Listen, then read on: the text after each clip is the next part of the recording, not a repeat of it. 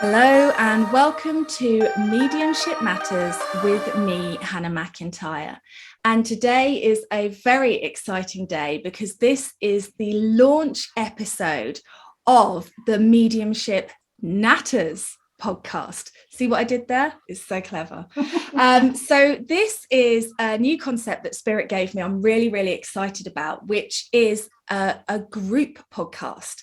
So in a moment, I'm going to introduce you to 4 incredible light workers who I've previously interviewed on the podcast and thought had something very special about them. Don't be offended if you've been interviewed and not asked back.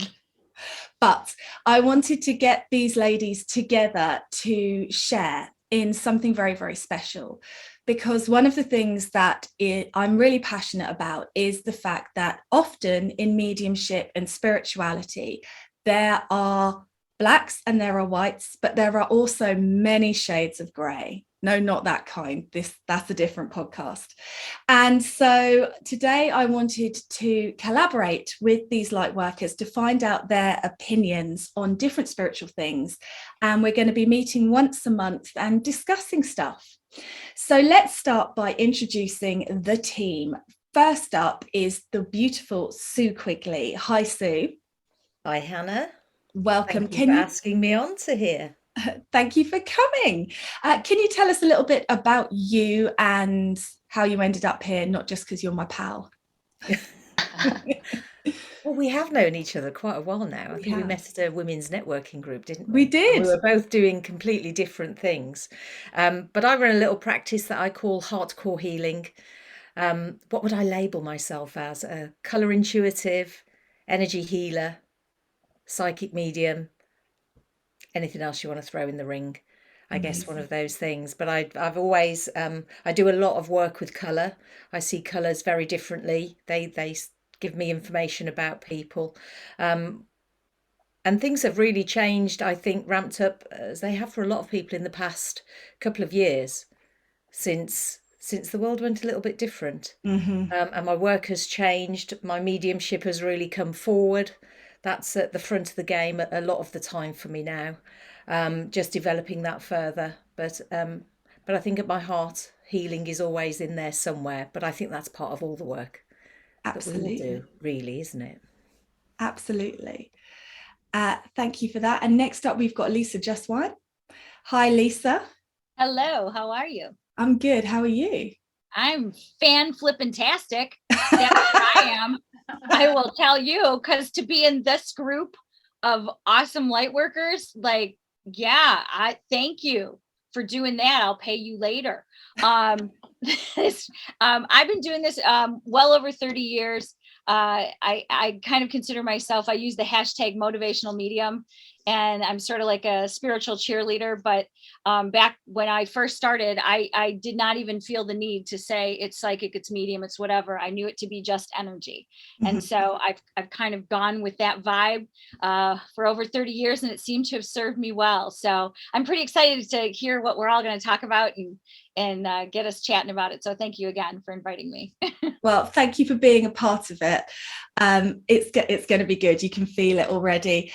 Reverend, I always have to say it, Laurie. I don't know why. Reverend Laurie Sheridan, sometimes known as Laurie Sheridan. Welcome. Welcome. Well, thank you so much. I'm so excited too. This is a great group, and I'm really honored to be here with everyone. So like everyone here, I am also a spiritual psychic medium and really dedicated to helping people make healing connections through mediumship, and hopefully giving them a sense of hope and inspiration that their loved ones obviously live on and are all around us. So very excited to have a lot of different conversations and, of course, to share with all of you. Thank you for having me. Thank you for coming. And last but by no means least is the gorgeous Jennifer Fezio. Hi, Jennifer.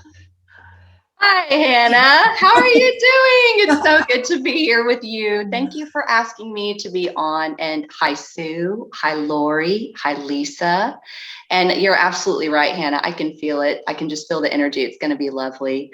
So I'm Jennifer Fezio. I am in Houston, Texas. And, you know, I dedicate my life to just bringing awareness of spirituality, spiritualism, mediumship to the South. I mean, really, Texas, really in need down here. And so I just dedicate my life to carving paths, new paths out down here for people in my area and lots of pockets of Texas. And so I call myself an evidential medium. Some days it's that, sometimes I'm a spiritual medium, but I live and breathe mediumship. It's what I love. And, I do the work, I do the classes, I do the mentorships, I do, the circles, and I'm in mentorship still.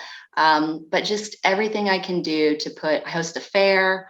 I do a ton of stuff, but anything I can do to just get it out there in the area that I'm in. I do it because I love spirit and I love being a medium. So, and I'm so happy to be here and talk about messages today. Yes. So thank you, Hannah, for having me. Fantastic. And that was a nice opener for me then, Jennifer. Look, we're already in a flow. Today's topic is one that I find personally really fascinating because I don't think there is one answer. And the question I wanted to pose to all of you experts today is, why do some people get messages at demonstrations and some don't? Now, I know that not all of you are demonstrating mediums, but you are all energy intuitives. You all understand energy, how it works, how blending with spirit works. So I would love for your take on that. So I'm going to go straight to Laurie first. I don't know why, but you're all lit up for me, Laurie. So Laurie, tell us about your experiences with this. Well, I think it always helps when people smile when you're doing a dem. Okay, I'm making a joke there.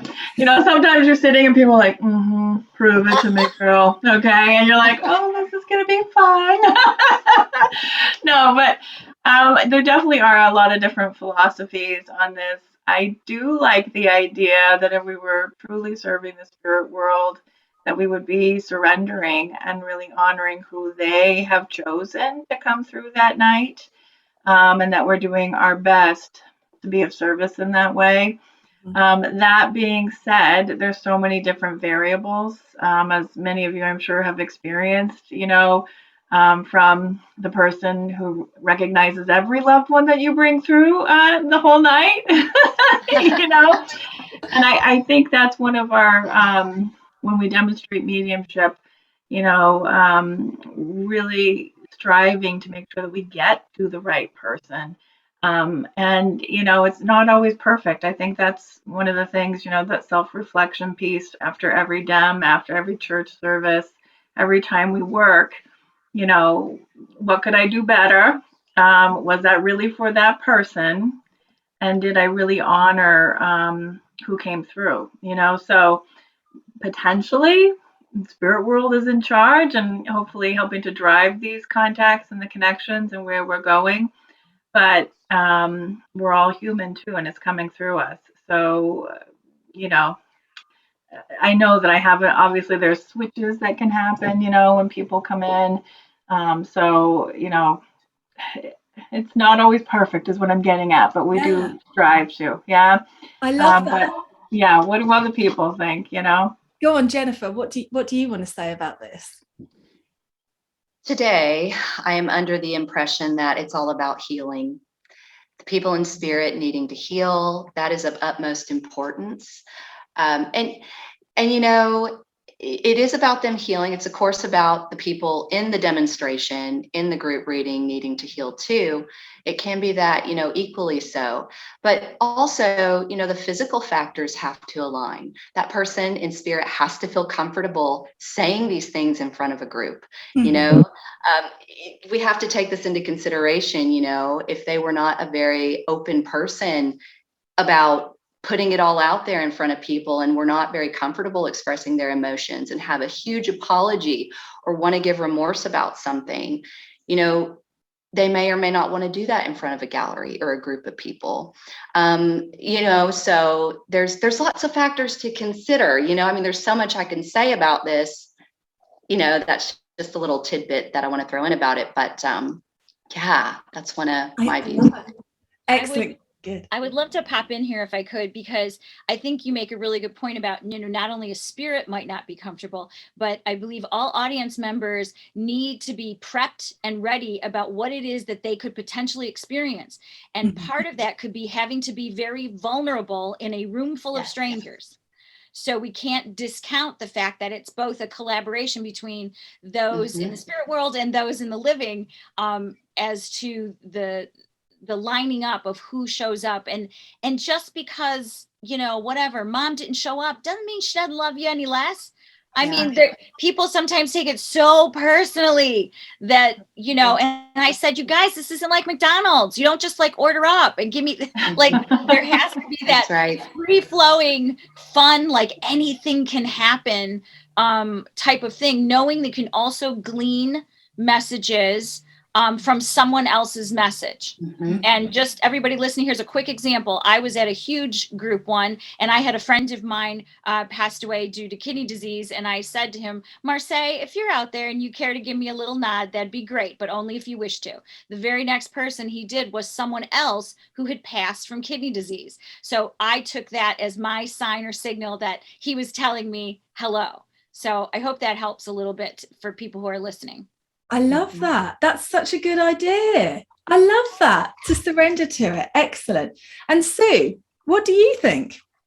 Well, as we've all said, there's so many variables, isn't there? There's also the environment to consider, where it is, the practical point of how many people are in a room. Not every single person is going to get a message. And then you've got to rely on the medium. What's our point of reference? What's our reference system? If you've got so many communicators wanting to come through, we will naturally reach, and so who comes through first? And that we have some bearing on, but not everything. So there's a lot of factors in play. I mean, I've heard you say before, Hannah, and I think it's right. If you are specifically in need of a reading, if you need one, you really want to hear from your loved one, it's probably best to book a one-to-one with a medium, because the practical thing about going with a large audience is the medium's only going to be able to do so much. And I've been there sometimes with a medium that's trying to get messages for everyone, and you can just see the energy dropping at the end of it. So, we want good energized mediums. So I think you have to go with realistic expectations and also be open to surprise, because isn't it wonderful when you do get a message and you're thinking, I wasn't expecting that. And isn't that a wonderful gift? Absolutely. Well, I've never had one, but then that's kind of my point, is I don't come from a place of need. And I think that is, if you're the spirit world and you've got a medium who's got 40 people, say there, 40 people in a congregation or in a room, you know that you're not going to be able to do 40 messages. And I do find that what you're saying there, Sue, is exactly right. Lots of people come almost putting their loved ones to test. If you love me enough, you'll come through. But if everybody came from that perspective, well, you'd be there about 2 weeks, wouldn't you? Trying to deliver a meaningful message. Exactly. For everybody. So, also, can I just add? I also think a good medium brings the presence of that loved one through. And if you're in the audience, because I've seen, quite a few mediums, and I've been impressed sometimes by the evidence that comes through. But for me, it's when I'm moved, because I feel them bring the persona through, the personality of somebody through. And it's not for me, but I feel it. And I know they're there, and you're moved by how they're delivering the message. And I think that makes for a magical evening. So even if you haven't got a message, you're still part of that community, that experience, that experimental experience of bringing spirit through. And I think that's a magical evening. If somebody is like curious about it and doesn't know if they want a one-on-one reading yet, and to Laurie's point, if you go in and you're open and you're smiling and you're just experiencing everything, you can end up having just as wonderful a time that then might help you feel confident and comfortable about going one-on-one. So they can be great experiences for people who are just trying to dip their toe in the water. Not necessarily I'm trying to test the person, because that's the wrong kind of energy, but dip my toe in the water is like, really, don't even show up if that's your Yeah, please don't. Please stay I out, love though. it. You know, Yeah. we all know, we're like, yeah. Yeah, we've all been there. We've all been there. And there is something, I mean, Laurie's first point there is exactly right. There's a natural thing that happens, because I think lots of people forget, don't they, that it's a three-way collaboration. It's not the medium and the spirit world. It's the sitter, the medium, and the spirit world. And yeah, being open and smiling and just creating a nicer energy, I don't necessarily think will make it more likely that the spirit world will work with you, because they understand the need. But I do think it will make the medium more likely to want to work with you. We all have our hearts sink. I mean, well, this sounds awful, but you've all had that really grumpy person that puts their hand up and you go, oh, not you. You look like you've been having the worst night of your life for the last hour. Anyone in this room but you, please. I have to tell you, there was a woman who sat like this the whole time, and she said to me, she says, I just don't understand why my mother won't come through. And I go, well, did you talk to her with that face like that? And she was like, and I go, because I wouldn't either. And it was an epiphany for her to say, okay, my body language and all of this matters. And her sister was cracking up next to her, because she was like, that's why. So yes, your body language and the intention you go in with when you go to a gallery reading is important. It's really important. No having 3 glasses of wine before the dam and coming in a little sloshed, like, hello. So yeah, it all matters, doesn't it? Yeah. It does. And funnily enough, Sue and I went to a demonstration on Monday where people were 3 bottles of wine in before the medium started. And that is not recommended, listeners. It is too much. And you think you're being quiet when you're in conversation with your friend next to you, but I assure you, you are not. So there's a balance there as well, because they were so busy chatting about what they wanted to hear that they weren't hearing what was being said. Yeah. And if they had got a loved one through, they would never have recognized them, because they weren't really paying attention. So let's talk about that attention. How much does that matter? Who wants to talk about that? I think it's interesting. I'll just say, like, sometimes I notice people seem to be real batteries for the spirit world. And it's interesting, like, it doesn't matter where they go. Like, I notice it with church services, like the same person gets a message almost every single week. And I do think they do know a lot of people in the spirit world, which does increase their odds, yes. But it's almost like the spirit world is attracted to them in some way. It's so interesting. And yes, they're paying attention, because sometimes I think people are nervous, and they're almost afraid to raise their hand, or afraid to say they understand, or they wait too long. They don't want to take the message from someone. So, really being open, like we were talking about, and not being afraid to say, oh, I think that might be for me. Because I think a lot of times when we do get a message, we feel it, don't we? You feel it inside of you, like, that's my loved one. And then the excitement. I mean, it really is a magical experience, like you were saying, Sue, to witness this, and to share in it as a group, that really is the beauty and the potential healing that's possible for everyone, whether you get a message or not. But paying attention, key, and speaking up, because how many times after a dem, I understood everything that you said, but I didn't want to take it, or I didn't want to raise my hand.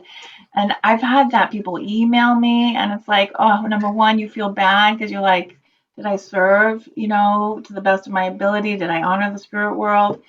And you're like, oh, I wish they would have said something, but it's so interesting. I mean, there's so many variables, because Lisa was saying, because then spirit world's not going to waste the opportunity. So even if maybe they didn't start with your person, your person's going to come in because you didn't raise your hand, and then it unfolds, or at least that's been my experience, Absolutely. It's always go on. Good as well to go with an open mind of anybody coming through. Yes. Because sometimes you can be so fixated on, I want to hear from my mom or my dad, and they get an uncle, I'm sure I'm with you, I don't want to hear from him. Yeah. I've been surprised when some distant relative has come through, but you've got to, and it's one of the hardest things, I think, for a sitter to remember everything. I've been in there myself as an audience member, and the medium says they're with me and I'm reaching and I can't remember. But actually, if you become less fixated on needing to hear from one person, because sometimes they're enablers, aren't they? That distant uncle that you hadn't really got a great relationship is coming through for a reason, and sometimes it's to bring your other loved one through as well. Doesn't matter how close you are with them. That's the thing. You'll get that. I wasn't that close with that person. Yeah, well, they want to bring forward a message, and sometimes the message is not always earth-shattering. Sometimes it's funny, or it's loving, or it's touching, or it's healing, or joyful.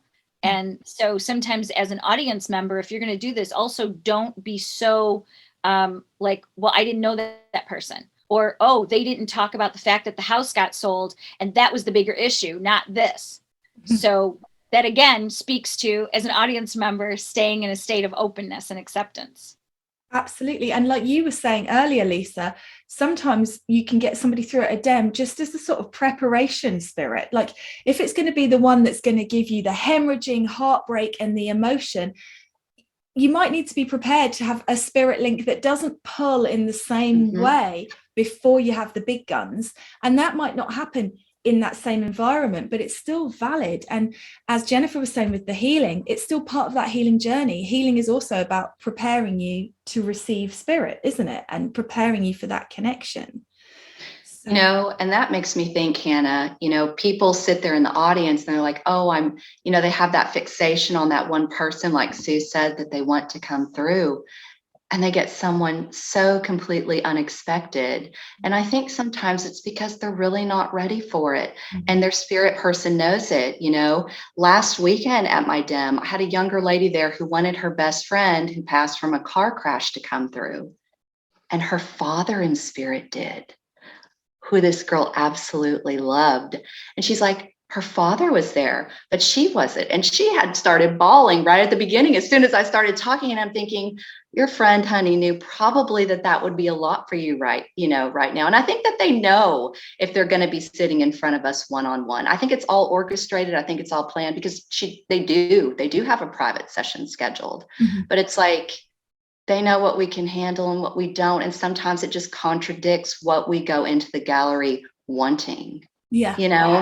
And that's kind of hard. And sometimes I'd like to be a fly on the wall and just be in spirit for a dem once to see how they switch it up and change. Just put yourself in their shoes. Like they're feeling the medium, they're saying, is it my turn or not? And then they go, but then no one takes them. And then, well, what happens now? Okay, you better go, and just to be a fly on the wall, because I feel that that's what happens in spirit. I don't know about you ladies, but I feel it can kind of, they have to kind of switch things up last minute when it doesn't go as they planned. I feel there is a layout to the dem and the order of who comes through and a purpose in all these messages that they want to bring forward to help everyone in the room. I have a question for all of you ladies, and this came from a person who was in a gallery reading. It's about getting messages. Why does it seem sometimes that the focus will be on one person in the audience for an exorbitant amount of time? And I mean, I've had someone ask me that, why do they stay with one person for so long? And I'm just wondering about what you guys think about that. Well, I can add something really quick because I'm guilty of this at times, Lisa. So with my first contact in a dem, it's like I sometimes hang on just a little bit because you're feeling like, all right, we're firing on all cylinders. Let's get this baby flowing, and you're just kind of feeling how the energy is coming together for the night. And when it's really strong, sometimes you're staying in a little extra hair longer than you should. I've done that. And then sometimes I'll show one other thing. It's like sometimes, it's almost like sticky. Like sometimes once you open the door for one, like 3 more of their relatives try to come through all at once, right? You're like, oh my gosh, I have to get to the other side of the room. And so, so I've seen that. I've had that experience. And, you're literally like, you're shut off. Okay. And having to like even turn the body to the other side of the room, really setting that intention for the spirit world. Okay, we need to move We need to touch other people. We need to touch other parts of the room, that type of thing. So those are some of the reasons that I've had those things happen. But what do other people think? Go on. Actually put the intention out there for 7-minute contacts and DEMs, and spirit really follows it well. You know, I DEM in my space, so it's a great thing, but it can also be a bad thing. I get to do whatever I want with my DEMs. I do whatever the heck I want.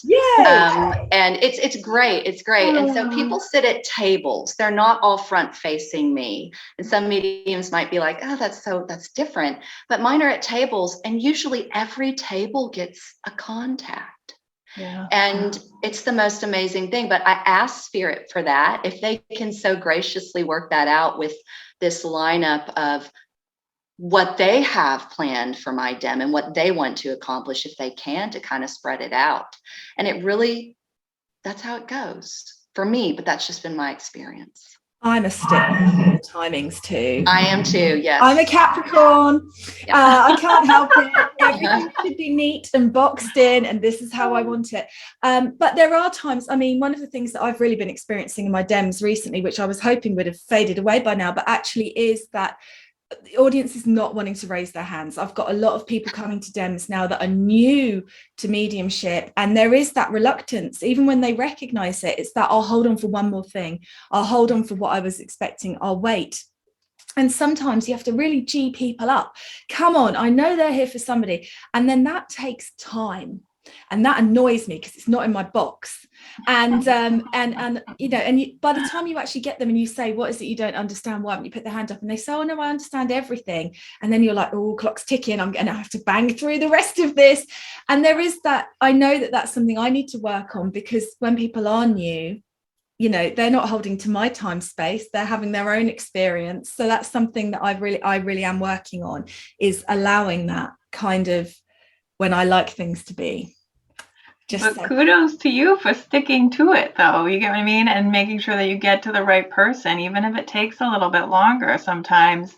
I love that dedication, because that's a testament to your work. You know, you may not, if you're in my audience. I threatened to lock one audience in the other day. I said, I'm locking the wall and no one's leaving till somebody takes this, because I know they're here for you. And then someone went, and I was like, yeah, thank you. I think it's great to hold the audience accountable. We have to. And I didn't realize that was part of it. I just thought if the evidence got good enough, people would raise their hands. But actually, I've realized it's nothing to do with the evidence, except for if you were to say, I've got Mary Jones here, she died 67 and she's your grandma. Unless you can get to that stage, which I've never seen anyone do, you do have to kind of work with the audience and allow them the healing and the experience they need to put their hands up. Let's talk about message grabbers, because we've all seen them. We all know them. We all know in the church, they all, you know, when you go into a new church and then I did this, I've only worked in one church, and I did it in the one church I've worked in. I went to the lady who put her hand up, and at the end they went, oh God, always gets a message. And I went, oh, sorry, but I felt like it was with her. I didn't feel wrong, because sometimes you can feel, can't you, when it's not with the right person, it doesn't meld. So why do some people get so many messages and some people get none? They pull them in. I mean, I do think literally, you know, some people, it's like, you know, I have a woman here and she's, no, it's my father, but he passed at the same, you know, it's like, no, we can't go that far. We can't make that work. I'm sorry, you know, but there's definitely some of that sometimes. Yeah. What do others think? Well, by message grabbers, because to me, when I hear that, it means two different things to me. There is the person who's constantly raising their hand for everything, as a message grabber. And you know, you're like, appreciate your enthusiasm, but you know, it's not family reunion for just you. Yeah. You know? And then what's the other meaning of a message grabber? What do you think it means? That's what I thought it meant. That to me is what a message grabber is. Someone that's just everybody. Okay. So is it that the messages are for them, or they just think everything's for them? Well, this is the question, isn't it? think some people have really loud relatives. And I know when I was going through, my trainings, the same classmates, their family members would be the ones to really come in so strongly, like 2 or 3 of them would really dominate throughout the whole year of development. And it was just the craziest thing. So I think that there are these louder, outspoken, family members that love to come in. They love to work with the mediums. And I think a lot of times the message grabbers probably attend the demonstrations a lot and like working with the mediums. So it could be that their, relatives are there for sure, and then also they've got to be in a place where they're just so open and wanting something from their loved one in spirit, Yeah, I've done it. I've done it in class. But I felt it wasn't my mom, but I still put my hand up because I wanted to hear from my mom. And 80% of it fit. I'm guilty. I am, because we, even as mediums, we still want that. We still want to contact, And I think that then is the discernment of the medium, isn't it? To know that they're with the right person. And I think the clairsentience, the feeling and the draw. Because that feeling, yeah. But isn't it interesting when you talk about the relatives that are just loud and want to come through all the time? And we because I used to have this floaty idea that once you passed into spirit, everyone became really holy and angelic and would never push That's the problem. Everyone thinks that a lot of times. You first, no you, after you, no you. Yes. But of course, if you're loud in this life, you're going to be even more loving, but still loud on that side, I keep saying that to my children like a threat. You wait. Sue, that's that's a thought I've had a lot. We have the more extroverted personalities over there in spirit, but yet I know when we all do these galleries, there is this orchestration of an overall message, an overall touching of the audience. And there is somewhat, I think, of an order that they try to follow. But yes, sometimes I really feel the loudmouths get out of order sometimes, and they just don't want to wait in turn. Do you find that to be true, Sue? Do you experience that? I've actually seen it. I've been in an audience where, and it was so hilarious, and she was such a brilliant medium, but she was just like, oh, for goodness sake. And she just went, I've just got to say, your family are so loud. And the woman that she was giving the message for just completely cracked up, and she went, yeah, that's what they're like. That in itself is the evidence. I like that there is still an element of the personality and the person, that they bring through. That's good. Absolutely. We remain. When the audience, go ahead, Hannah. No, go on. I was just going to say we remain people, not and us, and the essence of us, and not just better versions. Yeah. I make it a point to tell my audience that. And when I say audience, I do very small, intimate galleries. I make it small. I make it intimate, 15 to 20, that they're still them. And that, I think, is the biggest hindrance to us as mediums, placing the contact, having them understand why they get contacts, why sometimes they don't. We're not these, like Sue said, holy, white, brilliant balls of light beings over there. We are people over there still, And that's and everybody that comes to a gallery needs to understand nobody could want to get a message for you more than we do. We do. We want so much for you to find the love or the peace or the connection that you're looking for. But we also don't get the ability to order up who we want or choose. Yes. Yeah. So, it is hard when we see people have to walk away and they haven't received a message. That it does. It's hard sometimes, but again, if you are sitting in gallery, you can always discern some sort of small message, even if it was for someone else. If it was a father-daughter connection and you were hoping for that, you can still feel something. And I know it's not as exciting or maybe as helpful, but at least there's something there that you can take from that. And you're still sitting in the presence of the spirit world, which is pretty damn awesome. Yeah, it's still pretty cool, guys. So talk about being, one last point I want to cover with you guys. How can a sitter be as ready as they possibly can be to receive a message? We've talked about being ready. What do we actually mean by being ready? what is that? Clean knickers, brush their teeth. What do we want our sitters to bring? No control. Mm-hmm. Open to anything. And that's, get rid of the fixation, get rid of the hope, trust in spirit that they are going to give you exactly what you need. And chances are it's not what you're expecting. It will be something that's a million times more wise, more better, more awe-invoking, more inspiring than you could possibly imagine. Through the contact, through the message, through everything. Yeah. I would just add to that. I love that. And you guys, everybody's had such great suggestions today. I loved it. But I would definitely say a little prayer before you go. Invite your loved ones to come close. They know where you're going. And I don't think it hurts to tuck a little something of theirs maybe in your pocket or in your purse. Call in a little extra mojo there, okay? And really just set that intention, but also the open-mindedness and really feeling the love for everybody who gets to experience this, or whoever gets the message. And I love what you said, Lisa. Just witnessing it, just sharing in it. It really is a whole group experience. Every group is different.